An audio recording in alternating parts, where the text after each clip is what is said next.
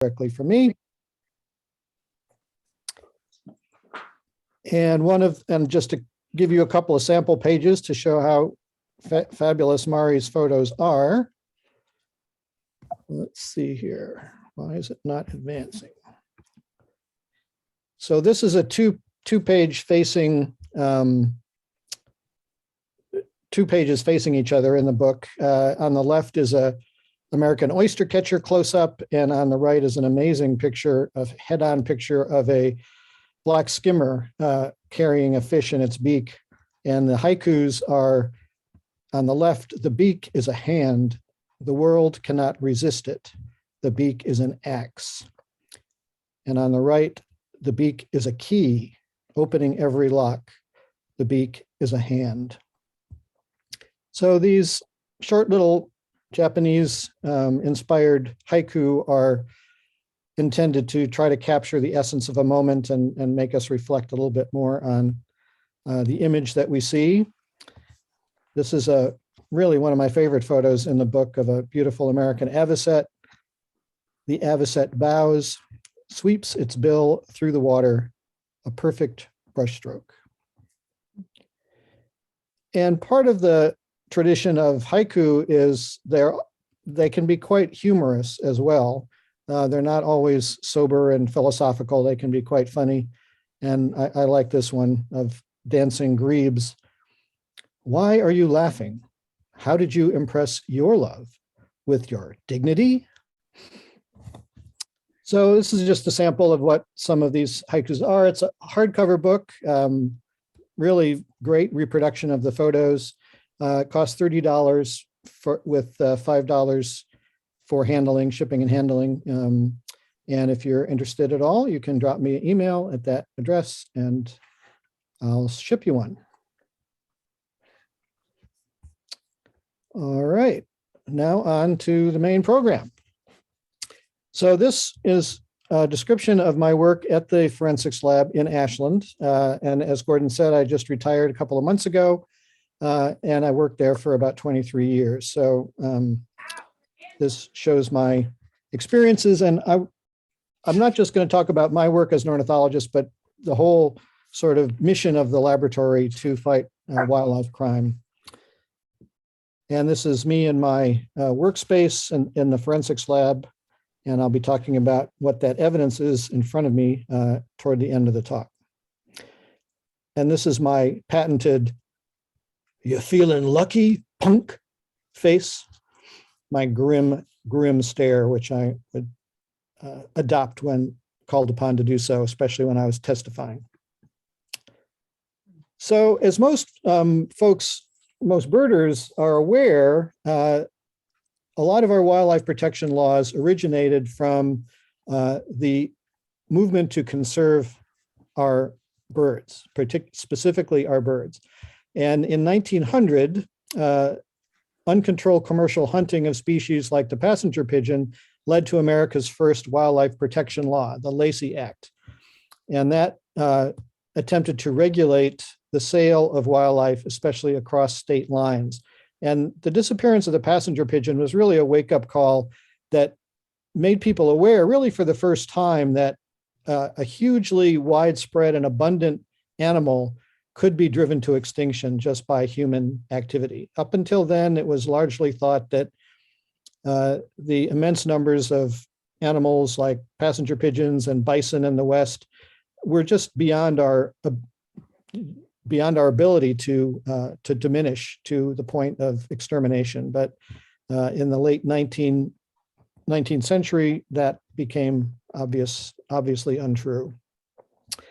So in 1903, the conservation movement was really firmly established with the founding of the National Audubon Society and the establishment of the first National Wildlife Refuge. And of course, that refuge was established by President Theodore Roosevelt, and the trade in plumes was largely for egret plumes. You can see those aigrette plumes, the long specialized display plumes on the great egret on the right, and that is why the egret is the symbol of the Audubon Society, is because the trade in egret plumes was really responsible for the founding of that society. And many people don't know, and I didn't know myself until pretty recently, but there was a big trade in egret plumes from Oregon, as well as from Florida and other places in the South. We often think of that as something that happened in Florida, and that's where the first National Wildlife Refuge was established for that purpose. But there was a huge trade in egret plumes out of the Klamath Basin, in fact, that William Finley documented, the famous pioneering ornithologist. And I just learned, to my surprise, that there was another group of birds that were subject to huge trade for their feathers out of the Klamath Basin. And if we were all meeting in person, I would ask you what those birds might have been. But since we're not in person, I'll just tell you, it was grebes. There was a huge trade in the pelts of Western and Clark's grebes to San Francisco for the millinery trade. And in fact, Finley reports in one of his early papers that he saw as many as 40,000 grebe skins at a railroad siding in Merrill, ready for shipment to San Francisco. So it had a huge impact in the West as well as in the East. So in 1918, the growing conservation movement led to the establishment of the Migratory Bird Treaty Act, also called the MBTA, which made it illegal to take, possess, import, export, transport, sell, purchase, or barter protected birds and their feathers, nests, and eggs. And feathers were specifically included because the trade, of course, was largely in feathers. And here's a couple of examples of ladies from the turn of the century with their fancy feathered hats. In the lower left, that very strange object is a muff, a little thing that ladies would put their hands in to keep their hands warm when they were out attending some ball or the opera or something. And it's made out of the skins of herring gulls, if you can believe it. Now, why anyone would want to walk down the boulevard with herring gull heads, keeping them warm, I cannot imagine, but that was the fashion. And in the upper left, there's a very interesting fan. And this is another example of unexpected feathers and also the international reach of the trade, even in the early 20th century. Those orange feathers that form the rim of the fan are the head plumes of breeding horned grebes. So those are just small feathers, but they were used for that purpose. And the bright green feathers are from emerald starlings, which is a species found only in Africa. So there was an international trade. There was a trade in domestic North American species that you might never expect. It had a huge impact, and this law was really important to try to combat it. And the trade in feathers of protected birds does continue today. And the Migratory Bird Treaty Act and the Convention on International Trade in Endangered Species, which is an international treaty, often abbreviated to CITES, are essential tools for law enforcement. And in the lower right, we have the cape, the neck and upper back feathers of a wild relative of the chicken, the gray jungle fowl, which is a species protected under that CITES treaty. On the lower left are the feathers of golden eagle, which are part of an Indian Native American bustle. And in the upper left are some very spectacular feathers of tropical parrots from Brazil. And all these were items which I saw in trade and were evidence in cases at the forensics lab. So the U.S. Fish and Wildlife Service is the federal agency which is responsible for enforcing federal laws and treaties protecting birds. We're not responsible for hunting laws like state hunting laws, which are regulated at the state level, like limits on how many ducks you can shoot and the seasons and that kind of thing. But federal law and trade across state lines is regulated by the Fish and Wildlife Service. And some of the most important of those laws are the Lacey Act, which I mentioned as the first one, the Migratory Bird Treaty Act. There's a separate law called the Bold and Golden Eagle Protection Act, which protects those two eagle species. And of course, the Endangered Species Act, which is the wildlife protection law that most people think of right off the bat. and that international treaty, which is signed by almost all the countries in the world, the Convention on International Trade in Endangered Species. And there are two lists called CITES 1 and CITES 2, and they basically correspond to endangered versus threatened. So CITES 1 are endangered species which are strictly prohibited from international trade except under very strictly controlled conditions. And CITES 2 are species which are not currently endangered, but which are thought to be vulnerable to international trade, and therefore you have to go through a permit system to legally trade those species. So the U.S. Fish and Wildlife Service Office of Law Enforcement are the personnel who are responsible for enforcing those laws.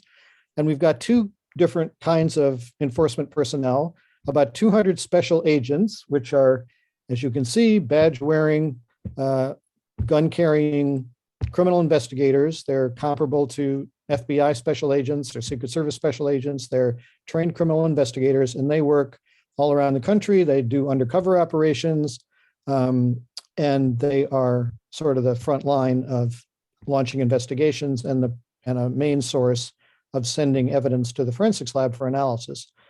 There are also about 180 wildlife inspectors who work with customs at ports of entry and airports to monitor trade in wildlife coming and going into and out of the country and intercepting illegal trade. They're not criminal investigators. They don't carry guns. They don't have that arrest authority, but they do have authority to investigate and potentially seize suspected illegal items. So as you can see, we're not very numerous. We've got about 400 employees in the Office of Law Enforcement, which is not very many when you look at the country as a whole, but we're pretty busy and pretty effective for the size of the personnel we have. In 2019, which is the latest data I could get, there were almost 10,000 investigations launched by us, $6 million in fines were levied, $600,000 in civil penalties. Convicted offenders received 103 years of prison time, and those wildlife inspectors processed more than 195,000 declared wildlife shipments valued at over $4.3 million. And notice that says declared wildlife shipments. So most of that was legal trade, because if it was not legal, they wouldn't have declared it, right? They would have tried to smuggle it. So it's a big job for sure. And the value of the global illegal wildlife trade has been estimated to be at least $20 billion a year. And some of the high value items, of course, are ivory items like this carved ivory statue in the center, rhinoceros horn. This is a big seizure of rhinoceros horns in Hong Kong a few years ago. And most bird items are not such high value, but some of these very ornate and beautiful headdresses are very high value to collectors. And there's also a very high value trade in tropical timber, tropical hardwoods, which I'll talk a little bit about later, which adds a great deal of monetary value to the trade. Okay, so here we are. This is the picture of the U.S. National Fish and Wildlife Forensics Laboratory in Ashland. It is indeed kind of strange that it is in Ashland instead of, outside of DC somewhere where most federal laboratories are. This is the only federal wildlife crime lab in the country. And it's in Ashland because of our senators. Senator Mark Hatfield and Senator Bob Packwood were the senators from Oregon when the lab was established in 1989, and they got it for their home state. And we're very glad that they did. So the lab is responsible for a vast array of species, international endangered species like the African elephant, U.S. endangered species like the polar bear, international species like the redbird of paradise, which is up in the upper right, which is not on the endangered species list, but which is protected by that treaty, the CITES treaty. The sea turtle on the lower left is also an endangered species. Tropical hardwoods, such as were used to make that very beautiful coffee table, are also protected under CITES. And we do get involved in some legally hunted species as well, like those mallard ducks. Not to enforce state hunting laws, but if the meat is sold, especially if it's sold across state lines, then that's a federal offense, and we would become involved in that kind of case. And a whole variety of bird feathers, such as are shown in that fan. So really a vast array of species, birds, mammals, reptiles, and plants.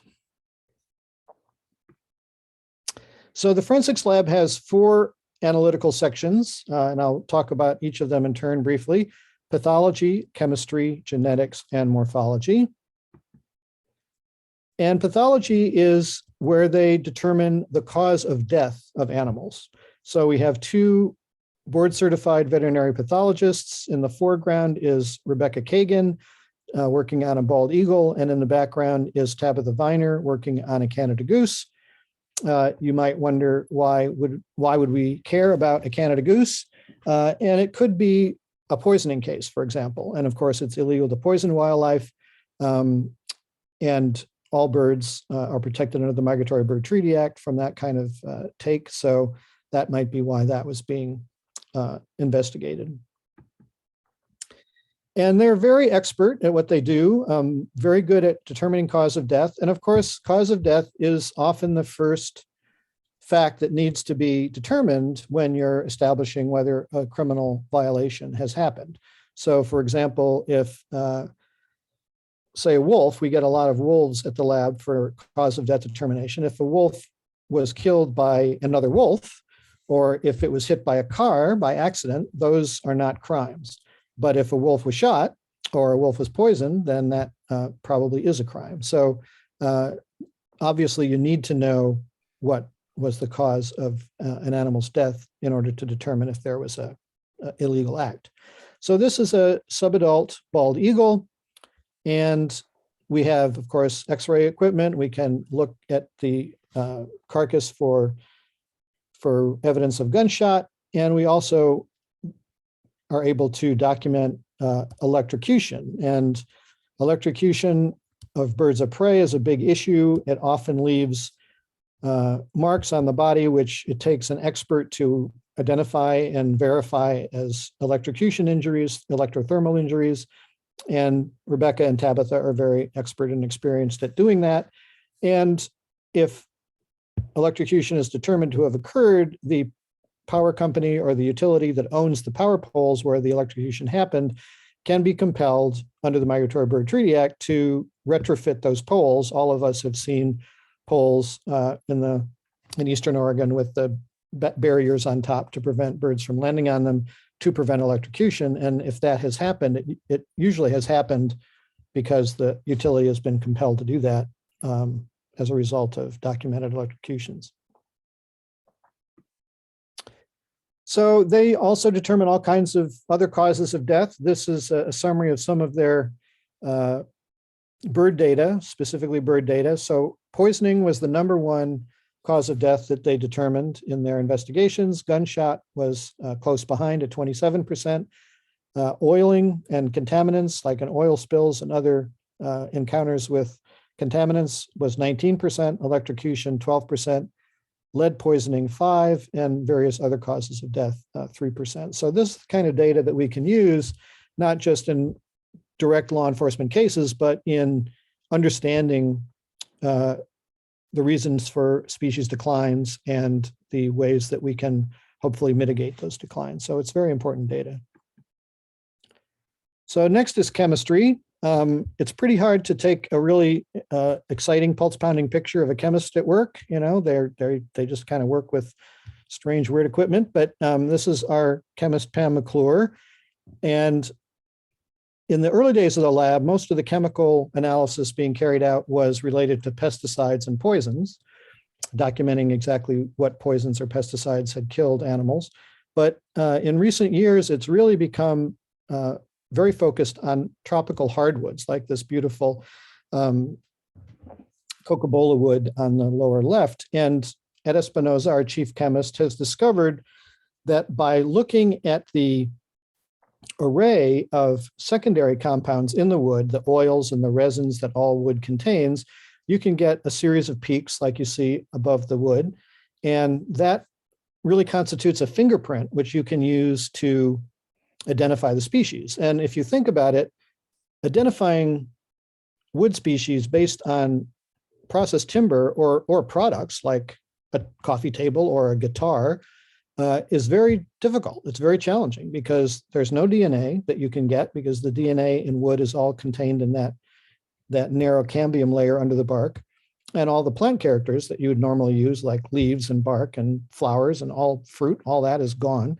So it's been a real enforcement challenge to demonstrate, especially with some of these very diverse tropical species, if a specifically protected species is present in a sample. And Ed's technique, which involves a lot of heavy duty statistics as well as chemical analysis, has really been a revolution in enforcing and in intercepting the illegal tropical hardwood trade. So it's been a big success for the lab.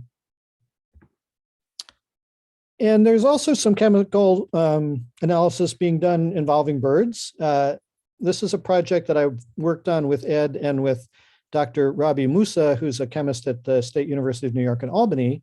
And this is using those same techniques as Ed developed on the wood to look at the chemical composition of feathers. And the example that we started to work on sort of as a test case was with two species of macaws. And there are two species of macaws which have red body feathers. The scarlet macaw, which you can see in the left, and the red and green macaw, which you can see on the right. And if you have the whole bird or even the flight feathers, you can tell the difference based on the pattern of the feathers. But if it's just the small body feathers, which are all red, it's quite challenging. So, and we often get those small red feathers in things like feather earrings and other small adornments. So using this technique, you put the feather, actually you can just literally put the feather itself in the laser beam that comes out of this mass spectrometer, and that volatilizes the chemicals and it gives you a chemical profile like you see. And then you do a lot of very heavy duty, sophisticated computational statistics with machine learning, and all of which is completely beyond me.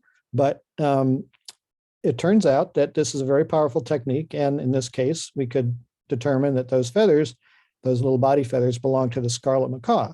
And the reason why that's important is that the scarlet macaw is considered to be endangered in the CITES Appendix 1, the very protected one.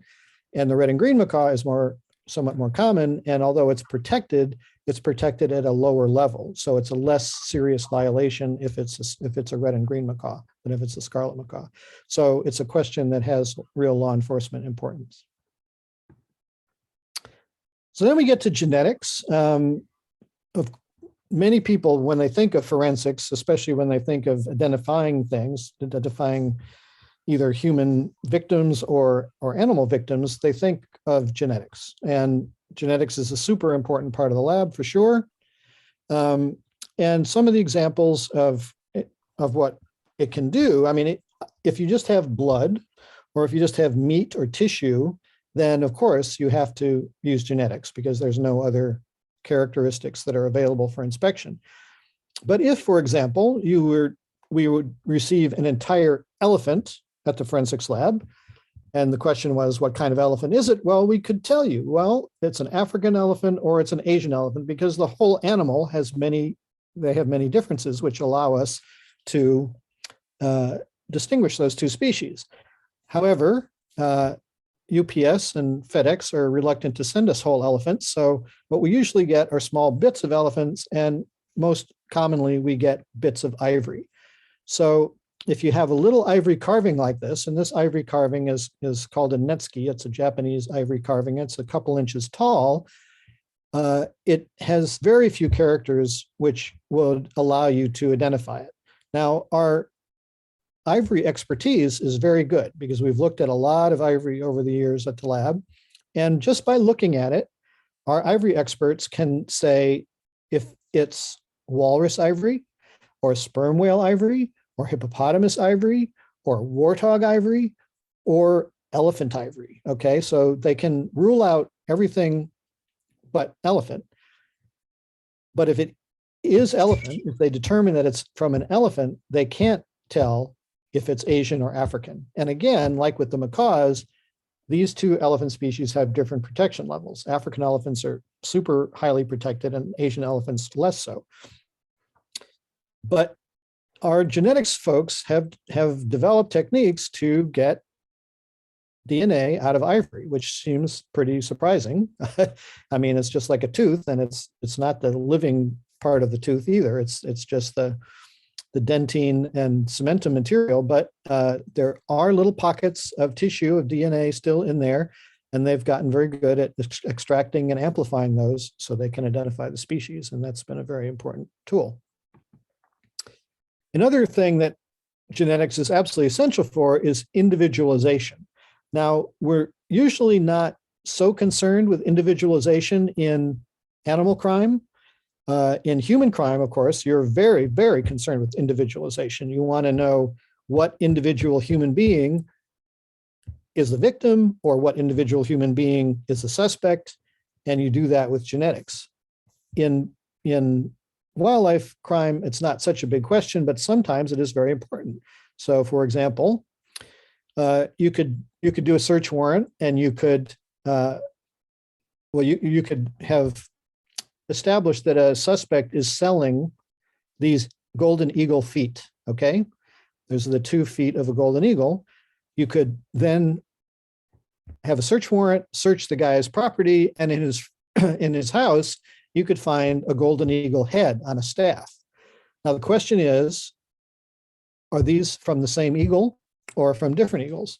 And if they're from different eagles, then that's 2 different criminal charges. So it's a more serious offense, obviously, if he's killed 2 eagles rather than 1.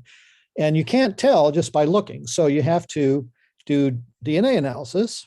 So you take a sample from the eagle feet and from the eagle head, you send them separately to the lab, they get amplified and genetically compared. And in this case, it turns out that we've got 2 different birds. The head is from a different bird than the feet, and we've got 2 offenses. Now you'll notice there's a little asterisk there.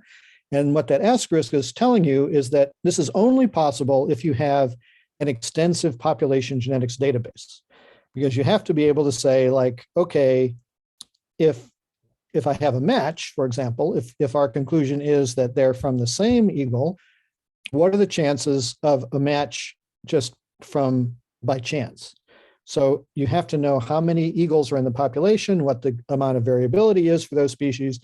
And we do have that for golden eagles and bald eagles. We also have it for most of the major mammal species in trade, all the bears, all the horned ungulates, you know, the sheep and the elk and the deer, and pumas. So we do for the major species that we see in high profile cases, we have now assembled that database, those databases, which is a huge amount of work. For some other species, like many other bird species, we don't have that database yet, but that question doesn't come up as often with them. Okay, finally, we get to morphology. And morphology is by far the most fascinating and challenging and impressive part of the lab. And you will be surprised to hear that it's also the part of the lab where I worked. So morphology means the study of shape. And in the morphology section, we identify animal remains based on their physical characteristics, not on their DNA, but on their anatomy, their osteology, the structure of their bones, the structure of the pattern of their feathers, the pattern of their scales for reptiles. And we have experts in 3 different fields. In the upper right is Barry Baker, who is our expert herpetologist, examining a monitor lizard, which was confiscated from coming in from Indonesia. The lower right is Ariel Gaffney, who is now the lab's only ornithologist. We worked together for 4 years, and since I retired, she's now the lab ornithologist looking at a collection of eagle skulls. And on the left is Rachel Jacobs, who was our mammologist until relatively recently when she moved to take a job with the headquarters office in Washington, D.C., and she's our mammal expert. She's looking at the skull, the carved skull of an orangutan. So in order to make our identifications based on physical structure, a large collection of verified reference specimens is essential. And here I am standing with a small part of our bird collection, and we use those to compare to our unknowns, to our evidence items, to verify the similarity and the presence of diagnostic characters which are shared between our reference material and the evidence. So the bird specimen collection is, we have over 1,600 species. Now there's about 10,000 species of birds in the world. So obviously this is not a complete collection like you would see at the Smithsonian or the American Museum of Natural History, but it's a tailored collection to what we see in criminal cases. So we've got very strong collection of North American birds, and we have a strong representation of the international species, which are important in the trade, like parrots. And the picture on the left is a drawer with some of our parrot and macaw species. We also have good holdings of international birds of prey, international pheasants, whose feathers are often in trade, and other groups that we do see commonly in the trade. So 1,600 species, over 11,000 specimens, including artifacts, which we can use to compare to evidence items. Okay, so finally we get to ornithology. So here I am in a slightly younger version of myself, quite a bit younger version, actually, holding a reference specimen, a scarlet macaw specimen, with evidence items in the foreground, artifacts which incorporate the feathers of that species. And on the left is the carved skull of a helmeted hornbill bird from Asia, which I'll be talking about a little bit more later. So when I first took the job, I was a little worried that it would become boring, that it would be like the same few species over and over and over again. Well, I didn't have to worry about that. That was definitely not the case. As I'm sure you all know, birders keep life lists of all the birds that they have seen in their lives. Well, I have a life list, but I also have a death list of all the species that I identified dead in my career as a forensic ornithologist. My death list was pretty big, over 900 species at the end of my career, but I'm happy to say still quite a bit smaller than my life list. And those birds were divided into a very diverse array, but two broad groups were by far the most common: the songbirds and the birds of prey, the hawks, eagles, and falcons. And between them, those two groups made up about exactly half of all of the birds I saw in casework. But beyond that, every kind of bird you can imagine pretty much was received in evidence at one time or another. Lots of waterfowl, lots of game birds, lots of parrots, herons and allies, pigeons and doves, owls, shorebirds, woodpeckers. We had penguins, we had exotic seabirds, albatrosses, just pretty much every group of bird you can imagine turned up at least once in the casework that I saw at the lab. So no danger of getting bored. And the kinds of evidence that I looked at were also very varied. So sometimes I'd be lucky enough to get whole and partial carcasses, which were pretty straightforward to identify, but we also got lots of oiled bird remains, often very decomposed after they were in the oil. Skeletal remains, just bones, feathers, skins, and hides, crafted items, things like headdresses and jewelry, which incorporated feathers. So a great variety of kinds of evidence. And this is a picture that was actually taken for a little article about me in National Geographic. And yeah, it's very, I'm clean, I'm all groomed, I have my nice white lab coat on, I've got my gloves on, I'm in this immaculate laboratory with this beautiful specimen, and it's all very, very lovely. So that's what National Geographic thinks I do. This is more like what I really do on a day-to-day basis. And this was a case where a guy had a catfish farm operation, And great blue herons kept coming into his catfish ponds and eating his catfish. And this did not make him very happy. And instead of, trying to put nets over his ponds or whatever, which would have cost him some money, he just started killing great blue herons. And then he would stuff the bodies in garbage bags to conceal the evidence of the dead bodies. And we got information that this was going on, and our guys went in and seized all these garbage bags full of decomposed heron remains. And if you look over, I think you'll be able to see my cursor moving around. You see these triangular things over here. Is 1, 2, 3, 4, 5, 6. Those are all the skulls of great blue herons. So I had to dig through all of this decomposed mass, and you can be very grateful that smell-o-vision is not a thing, that you cannot smell what this smelled like, to try to get the individually verifiable remains. So obviously, if you've got 6 skulls, then at least 6 birds were killed without need for genetic analysis. But this was unfortunately all too common a kind of evidence that I would be looking at. Okay, so let's look at some of the broad categories. So there's the live bird trade. And when I say live bird trade, I bet most of you think of parrots and macaws as the birds that are in that trade. And in fact, there are some. This is an Amazon parrot that was in the trade. But actually, since the late 90s, when there was a law passed to protect, to really discourage that parrot trade, the parrot trade has gone way down, not nearly as big a problem as it used to be.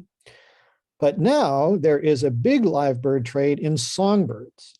And this shows Ariel Gaffney, my colleague and now the ornithologist at the lab, on site in Florida with all of these cages in front of her. And they all contain birds that she's live birds that she's identifying that were being sold in Florida as songbirds. So here are some of the species which are very common in that trade in Florida. Some of our most beautiful birds, all of which have nice songs: rose-breasted grosbeak, northern cardinal, indigo bunting, the very beautiful painted bunting.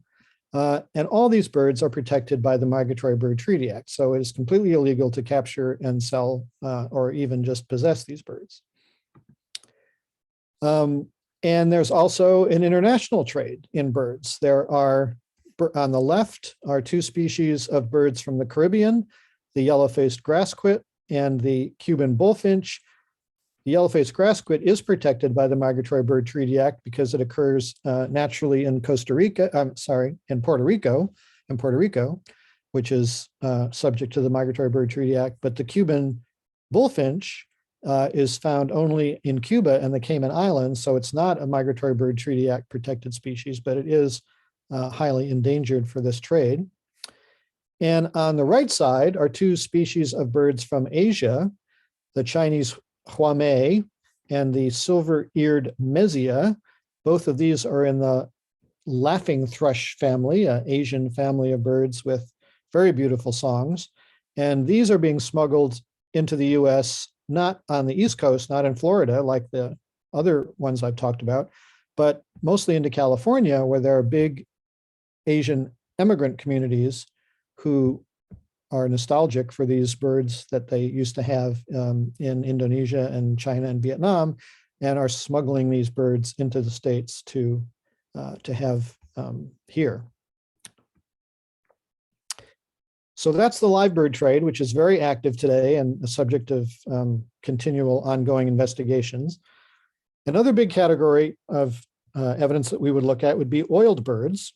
And oil birds, what comes to mind, of course, are oil spills, like these very, very sad brown pelicans in the picture on the left that were victims of the Deepwater Horizon disaster in the Gulf of Mexico in 2010. And of course, also the Exxon Valdez famous oil spill in Alaska. And these are very serious incidents which cause a lot of bird mortality for sure. But it turns out that even more important in terms of numbers are bird mortality associated with oil pits. And oil pits, as shown on the right, are open tanks or open ponds where the waste fluids that are left over from oil production are pumped into to just sort of get rid of them. And there's varying amounts of water and oil and other toxic components that they use to extract the oil all mixed together. And as you can see, it looks like a pond. I mean, it to a bird, and often these are in quite arid environments, this looks like a nice inviting area of water to come and land in if you're a duck, or drink from, or catch insects around. But they are actually death traps. So I did a lot of work on this in my early career at the lab when the Fish and Wildlife was doing a lot of enforcement of this. And we found that pretty much any bird that would be in the environment where these oil pits were found was at risk of oil pits. So I identified 172 different species of birds which were killed by oil pits, 38 families, 16 orders of birds. This is a very sad mummified oiled cardinal. And the top 5 species in terms of numbers of identified victims were northern mockingbird, lark bunting, barn owl, greater roadrunner, and Pyrrholoxia, which is the desert relative of the cardinal. And you can see that ecologically, they're completely unrelated birds, insect-eating birds, seed-eating birds, predatory birds, lizard-eating birds, So there's no common denominator in terms of ecology. It's really just that they occur commonly where these pits are found. And I wrote a review paper quite a few years ago now, which estimated that avian mortality in these oil pits is probably between 500,000 and 1 million birds per year. And this is a number which is still cited a lot. And it's, to put it in perspective, the Exxon Valdez spill in Alaska in 1989 was a huge disaster. Everybody remembers it. And the best estimates were that that disaster killed 300,000 birds, which is terrible and huge. But oil pits are killing at least that many, and probably 2 or 3 times that many birds every single year, year after year after year. So it's a big enforcement issue, and one that Fish and Wildlife has done a lot of work to try to mitigate by compelling the owners of these pits to cover them up, to pump the oil and the fluids back underground, to put them in tanks, basically to render them inaccessible to wildlife. And I'm sure some of you are thinking like, well, but what about green energy? What about solar? What about wind? Doesn't that kill birds too? And indeed it does. Wind power is especially concerning for large soaring birds and especially for golden eagles. And there's not a whole lot that you can do to mitigate wind power except to be very, very careful about where you put wind turbine facilities. So if you can do some good advanced studies before you put up the facilities, you can avoid the worst conflict zones between soaring birds and these wind facilities. But once they're built, there's not much you can do. There are a few mitigation things which are being tried, like painting some of the vanes black, for example. But the best thing is to just do a really careful job of where you put these things. Solar power, especially these power towers, this is a huge, huge array of mirrors that are all aimed at this central tower in the middle. On the top of the tower is a tank of water, and all of these mirrors reflect the sun to that point. That's the focal point of all of these mirrors. And that extremely intense solar flux causes the water in the tank to boil, and it's really quite old-fashioned. It's almost like, an old boiler. Once it's boiled, the water runs turbines, and that is what generates the power. But this solar flux, this concentrated solar energy, is so strong that if birds fly through that solar flux, they literally catch fire in the air. It can set them on fire. Now, there aren't too many of these kinds of facilities. But once they're built, there's not a whole lot you can do to mitigate them. You can't, they're too big to fence to keep birds out or whatever. Fortunately, just solar panels that are photovoltaic panels that don't use this solar flux are much less a problem for birds.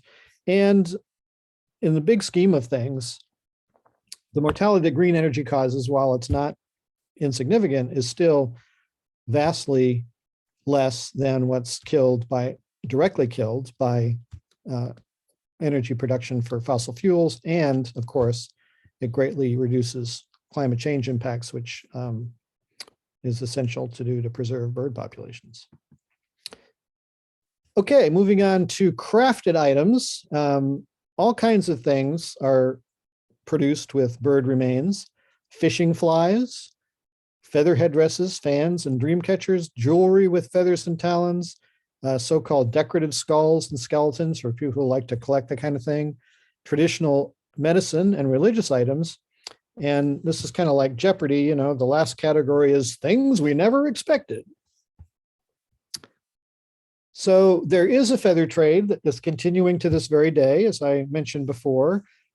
Fishing flies here on the right, ceremonial objects like this Native American feather fan, and still you get feathered hats. Believe it or not, this feathered hat was being sold a couple of years ago at a major American retailer whose name you would all recognize for $1,200. And it does contain the feathers of protected bird species.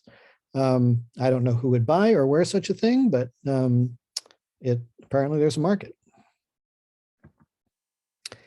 And for those of you who like literary nonfiction, I really recommend this book. Some of you may have read it already. It's called The Feather Thief, and it tells the story of a guy who was a champion fly tyer, and he would make exquisitely perfect replicas of Victorian era 19th century British salmon flies. Okay. And believe me, these things never touch the water. They are decorative objects that are framed and put on the wall. And because these designs were made in the height of the British Empire, the feathers that go into these designs are from all over the world: India, South America, Africa, and many from endangered tropical birds now. So this guy broke into the British Museum of Natural History and stole priceless, irreplaceable scientific study skins to make these flies and to sell them, also to sell the feathers to other similarly obsessed fly tyers. So it's a really fascinatingly well-written book. And if you're interested in this kind of thing, it's a fun read. But that's fly tying. There's also trade in decorative objects. This is a very magnificent feather piece from Brazil. These are all harpy eagle feathers, obviously a very endangered species, one of the two largest eagle species in the world, and macaw feathers in the center. This is a dance wand or dance fan from Native American folks, decorated with the tail feathers of northern flickers. And we saw a lot of cases of Native American style regalia in casework. And as I'm sure a lot of you know, Native American folks have rights to possess feathers, which other citizens don't have because of their traditional, cultural, and religious importance. So they often have special rights for possession of these feathers, but they don't have the legal right to sell feathers, and usually, or to sell regalia made of feathers. And so that is generally where the Fish and Wildlife would get involved if these things were being offered for sale. And this little graph shows the top species. They identified over 4,000 IDs from these regalia items that I looked at in the lab. Golden eagle was number 1, red-tailed hawk number 2, bald eagle number 3, flicker, various buteo species besides red-tail, great horned owl, Canada goose, and hinga. This is a surprise. I think it was a surprise to me. Anhingas don't have super amazing feathers, except for their tail feathers, which are just sort of a dark grayish black, but they have almost a corrugated pattern. They have a little ripple in their texture, and that texture makes them quite desirable. And then number 10 on the list is scissor-tailed flycatcher, which is another surprise. All these long pinkish feathers with black tips are scissor-tailed flycatcher tail feathers. And this one item contained the remains of at least 28 scissor-tail flycatchers. So it's a species which you might not think would be threatened by the feather trade, but is definitely impacted by it. And this brings me to the feather atlas, because identifying these kinds of objects is a challenge for our guys in the field, of course. And I would often get the question like, well, is this object made from eagle feathers or some other kind of feathers, like maybe turkey feathers, perhaps? So in order to try to answer those questions, I thought, wouldn't it be great if we had an internet resource that gave examples of these feathers that were important in law enforcement? And so I decided to create a website that would provide those images in order to make that training possible for our field agents. And that became the Feather Atlas of North American Birds. Here is the website. If you aren't familiar with it, I encourage you to check it out. Or if you just type Feather Atlas into Google, it'll pop up pretty quick. And what it shows is the flight feathers of North American birds. And so we have the tail feathers, one half, one side of the symmetrical tail feathers of birds shown on a size grid. And you can see that it makes a nice comparison possible. And we also have the wing feathers. So we have the primary wing feathers, the 10 outer wing feathers that most birds have, again, in a consistent format, in order, on a grid, so you can tell how big they are. And in addition to just the pictures, we have data. So if on a screen you would scroll down, below that you would see all this data. So it gives you the information on the specimen, in this case, golden eagle, an adult male from Nye County, Nevada. And on the right side are all the measurements, the total feather length for each feather and just the vein length, which is just the length of the soft feather material without the quill part. So there's a lot of data there. And we have a lot of species now, some very beautiful ones like this chuck-will's widow, which is a relative of the whippoorwill and the poorwill and the nighthawk found in the eastern US, northern mockingbird. Most of the scans just show the feathers of one individual bird, but for a few species which are highly variable, like these Harlan's hawks, all of these feathers are from different birds, but they just show the very extreme range of variation of patterns that you can get in Harlan's hawk tail feathers. So after over 10 years, we've now got more than 420 species and 1,900 scans represented. Almost all the widespread North American waterfowl, game birds, birds of prey, nightjars, cuckoos, pigeons and doves, and woodpeckers. So almost all of those species. Extensive documentation of age-related variation in both bald and golden eagles. Bald eagles take 5 years to reach full maturity, and golden eagles take 4 years to reach full plumage maturity. And we have examples of each age and how the feather patterns change, so people can access that information. And we have over 150 species of songbirds now. So, and we're continually adding to the Feather Atlas. And we also have a pattern where a feature where you can try to identify an unknown feather. So if you find a feather out in the environment, you can take a picture of it and you can then look at that. You can't take it home because that would be possessing a feather, and that would be against the Migratory Bird Treaty Act. So either identify it in the field where you found it or take a picture and then look at it later.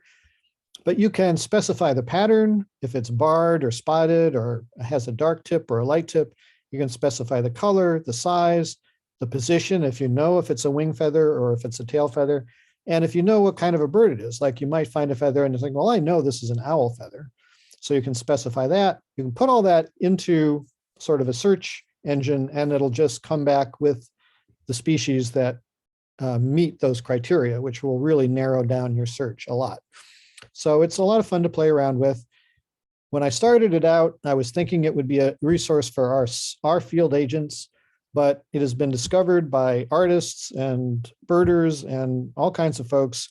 And last year it got over 1.5 million site visits. So it's become an amazingly popular website, and it's something I'm really pretty proud of. Okay, so a couple things to close with, showing some things that you might not be familiar with, but which are really serious issues in conservation right now. One of the high value bird items in the trade comes from this bird called the helmeted hornbill. This is a picture of the bird on the right. These are really big birds. This bird is probably, with the tail, it's probably at least 3 feet long. From the tip of the tail to the top of the head is at least 3 feet long. And the skull is this big, massive thing. Hornbills are a group of birds that are found in Africa and Asia. They're called hornbills because they have enlarged structures on the top of their beaks, which are called casques, C-A-Q-U-E-S, casques. C-A-Q-U-E-S. And in almost all of the hornbills, those casques, those big swollen projections on the bill, are hollow, right? They're just a sheath of fine material, keratin material, kind of like your fingernails. So they're light. But unfortunately for the helmeted hornbill, in this one species, it's not hollow. It is solid, and it's a solid plug at the front of right here. It's a solid, very dense block of keratin. And because it's so solid, it can be carved very beautifully like ivory can. And in fact, sometimes they cut this piece off and it's called hornbill ivory. And they can make objects just of that piece. So this is a little snuff bottle, smaller than a pack of cards, which is carved and would be sold in China for many, many thousands of dollars. And the reason why this bird has this solid chunk of keratin on its front of its beak is amazing. And I would give a lot of money to see this myself, but very few people ever have, but a few people have who are reliable. Apparently, these male helmeted hornbills with this big block of keratin on their head fly at each other through the canopy of the Borneo rainforest, and they knock heads. They bash their heads together like bighorn sheep. And this is a shock absorbing block of bone, just like, or not bone, but of this keratin material, just like the boss on the head of a bighorn sheep that absorbs the shock when they smash their heads together. So pretty amazing. But unfortunately for the bird, it makes this very beautiful carvable material. And it's been used in China for centuries, but only very recently has the widespread availability of firearms and the increasing wealth of people in China made it into a hugely significant, for the birds, international trade. So this is a bird, a dead one, being held by people to give you an idea how big it is. And here are cut off upper mandibles with that beak. And this, all stacked together like party cups, are at least 65. This is the remains of at least 65 helmeted hornbills, all stacked together like this. And helmeted hornbills, like all hornbills, have a very slow reproductive rate, and they have a very unusual breeding system whereby the female, they nest in big holes. The female goes into this big hole, and the male seals her in. He makes a mud and saliva barrier so that there's nothing left but a little slit, and he feeds her through that slit, and she's trapped in there with the eggs and with the babies for months. in the case of the big hornbills. She doesn't fly out at all, and he feeds her. So if the male is killed and the female is in the nest, she either is trapped and dies in there along with the babies, or she manages to break herself out, but by herself, she can't feed the babies. So it dooms the whole reproductive effort. So this is not a bird that can withstand hunting pressure at all or commercial sales pressure. And it's really seriously threatened by this trade. And finally, this is in that category of things we never expected. So a few years ago, our agents in Texas became aware that there was a trade in hummingbird love charms coming from Mexico and being sold in Hispanic communities in the US in these sort of traditional herbal shops, like they're called herbarias or botanicas. And it turns out that hummingbird love charms have a long tradition in Mexico. This is the body of a violet-crowned hummingbird right here. This is a beautiful living violet-crowned hummingbird. And the whole body is in this tube, which is surrounded by satin threads. And it's sold with this prayer, this oración, prayer of the hummingbird, oración de la chupa rosa. And this is what that says if you translate it, the prayer of the chupa rosa. Oh, divine chupa rosa, you that give and take away the nectar from the flowers, you that give life and teach women to love, I come to you as the sinner. You have powerful fluids, so protect me and give me the powers to possess and enjoy any woman I want, whether it be a maiden, married or widow, for I swear not to miss a single moment of worship and to keep you in your holy reliquary. So grant me what I ask, my beautiful chupa rosa.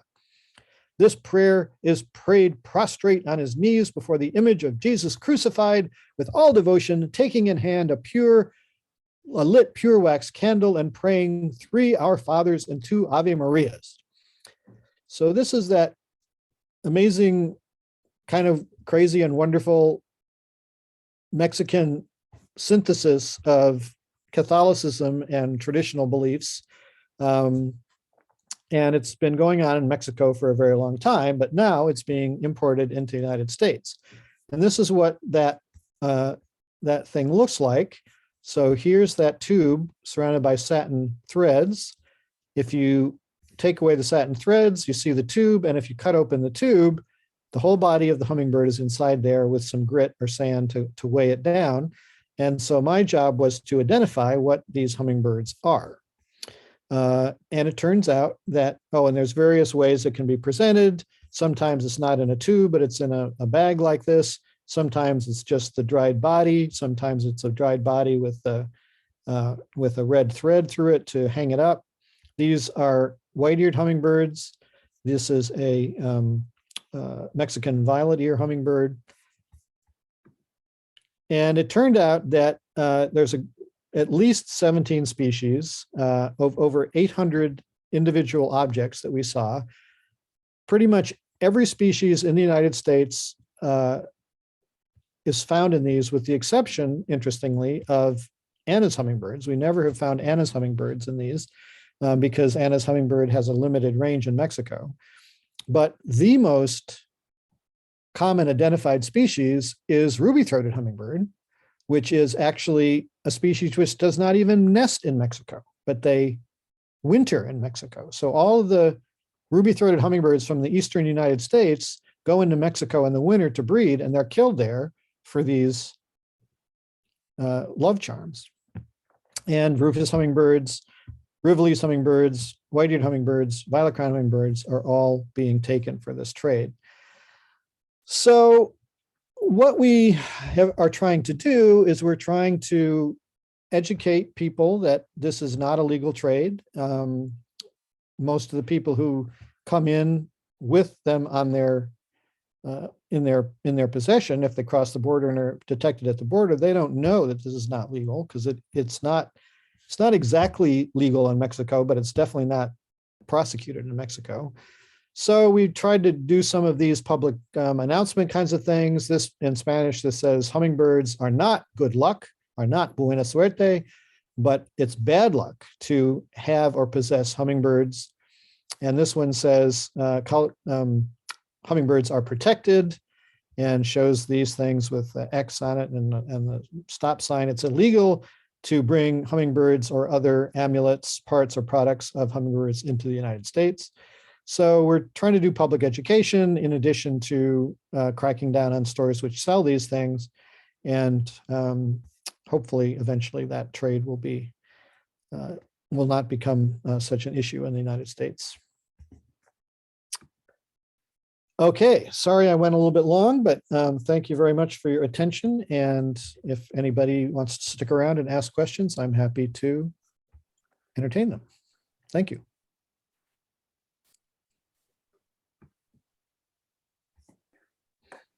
Thank you, Pepper. That was fascinating. It was the second time I've watched your talk, and I've learned more even the second time. I noticed a lot of people checked in, tuned in late. This is recorded, and I'll make the link to the recording available on the ECAS website. That's East Cascades Audubon Society. So in a couple of days, you could check that out, and feel free to send the link to any friends. The more people that learn about this, the better off we'll all be. So I'll open it up to questions. You'll have to unmute yourself if you're going to ask a question, or put it in the chat. Yeah, you can put it in the chat as well. I had a question. I'll kick it off. I noticed your collection of specimens, all the drawers full of birds. It seems like, well, I'm sure you had some environmental controls, but it looked like kind of minimal, preservation techniques, just dry atmosphere. Yeah, the bird feathers are incredibly durable if they're kept out of sunlight and away from insects. So the cabinets are all very well sealed, and we have a regular pest control protocol where we spray with pyrethrins, which are a marigold-derived insecticide, once a month.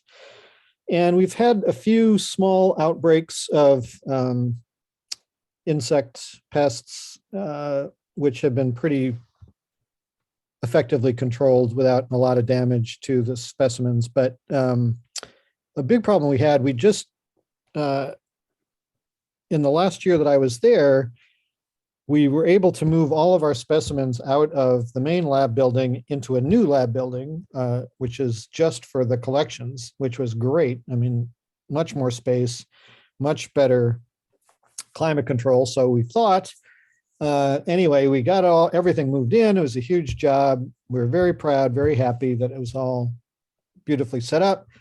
And then about a month after everything was moved in and sealed into their cabinets, we detected a huge problem with mold growing on the feathers, which was heartbreaking. I mean, it was just awful, like, furry looking with mold. And they were, to make a long story short, it was all on the bottom shelves. We had cabinets stacked too high, and it was all on the bottom ones. And after much investigation, we figured out that it was due to outgassing from the new concrete floor that was seeping into the cabinets and making basically a humidity chamber, which was perfect conditions for growing mold. So it was a huge job to fix that, but that was really by far the worst outbreak of specimen damage that we had. But even with that, we were eventually able to clean everything effectively. But definitely have to be very vigilant about pest control in a collection. I also want to mention, a lot of people are concerned about collecting these days, and all of the specimens in our collection were either salvage specimens, given to us by bird rehab centers or refuges where the birds were picked up dead, or from zoos. So there's no direct collecting for the lab collection.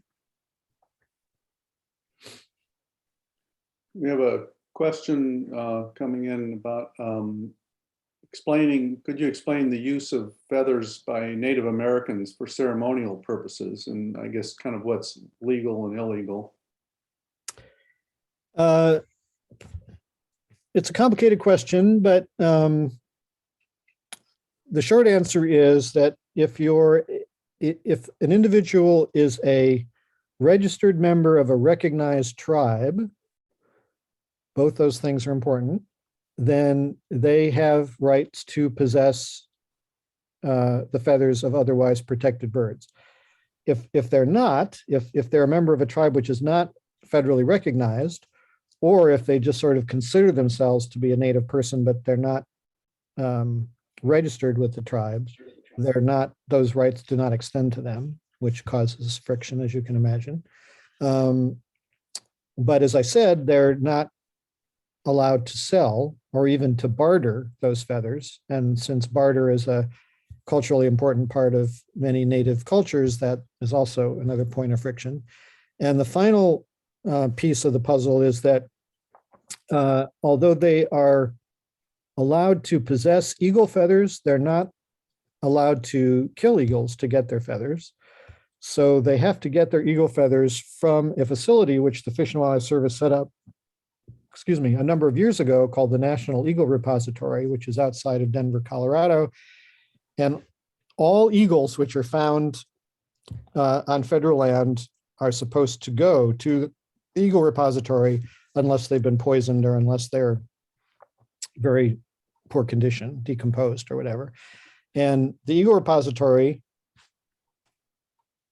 partitions out the feathers, takes off the feathers, cleans them, gets them all ready, and then registered members of recognized tribes can apply to the Eagle Repository to get the feathers that they want for their ceremonial purposes. And then the feathers are sent to them with paperwork saying that, yeah, we got these feathers legally. The problem is that the demand far outstrips the supply, especially for golden eagle feathers. So if you want a whole subadult golden eagle, the waiting list is like a couple of years to get that.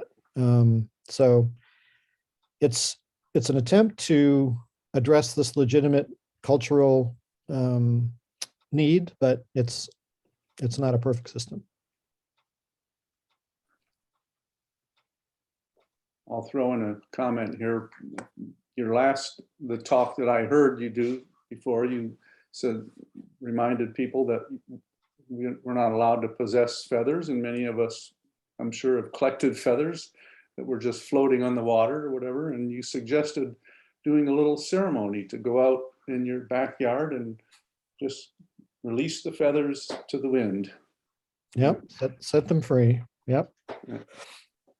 Yeah, it's a very natural thing. And I mean, it's kids obviously pick up feathers and they're fascinated with them. And, in fact, the only time you're likely to get into any trouble with feathers is if you're selling them or if you're in some other trouble with the law and somebody searches your house and they find that you've got feathers. But definitely it's best just to admire them, leave them where you found them, take pictures of them. Because even molted feathers are not allowed to be possessed. Someone just asked, in your opinion, given your experience, just how effective can 400 law enforcement officers be across the vast expanses of our country? Yep, not nearly effective enough, for sure. This was an international thing, but I read a study a few years ago that suggested that of the illegal wildlife trade internationally crossing borders, 2% was intercepted. So 98% was not intercepted. And that's obviously terrible. There has been increased attention to international law enforcement, both in other countries and in the United States. We're prioritizing it more now. So I think that hopefully it's not 98% that gets by us anymore, but it's probably more than 90%. It's just a very difficult problem. And we are, we would love to have more personnel out there in the field, but as always, it depends on Congress and budgets, and we do the best we can with what we've got. And a related question, well, I guess maybe not so really. No. What was the most interesting case you worked on? Well, this question is from an old lab colleague of mine, Rhoda Ralston, who is, well, that was your case, Rhoda, of course, it was your case. Rhoda was a pathologist. She was, before she retired, she was one of those experts who did cause of death. Well, I think that I have to say I found the hummingbird love charm case to be one of the most interesting. I mean, that was a whole series of cases, but the whole phenomenon, because it was really not known to me at all, and not known to hardly anybody outside of that culture. So to find out that there were hundreds of these things being sold in the United States was pretty surprising. So that was definitely one of the most important, or yeah, I would say important and interesting. Another case that was kind of amusing was a case where it was the most interesting way ever received evidence.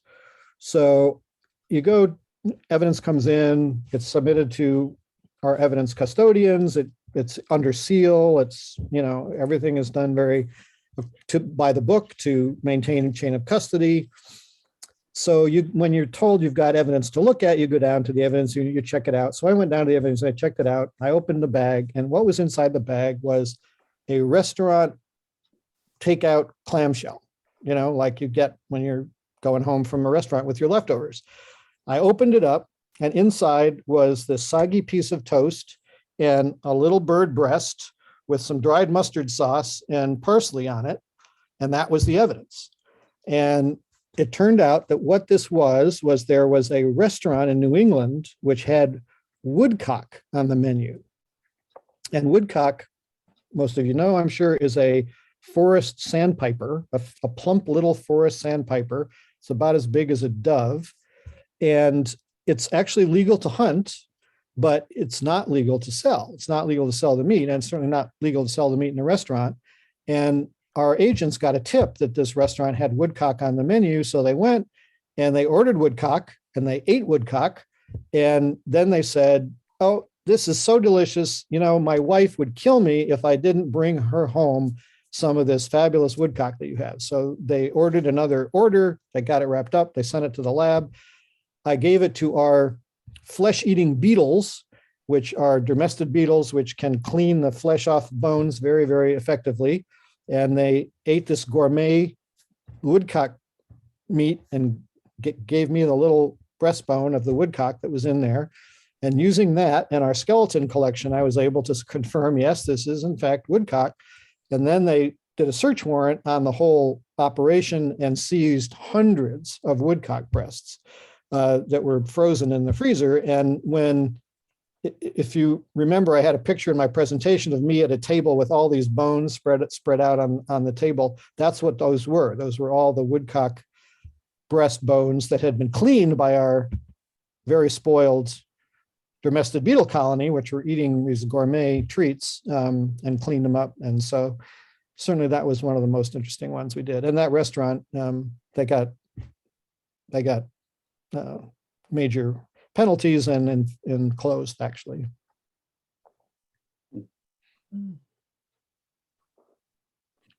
We have a comment coming in, not so much a question, I guess.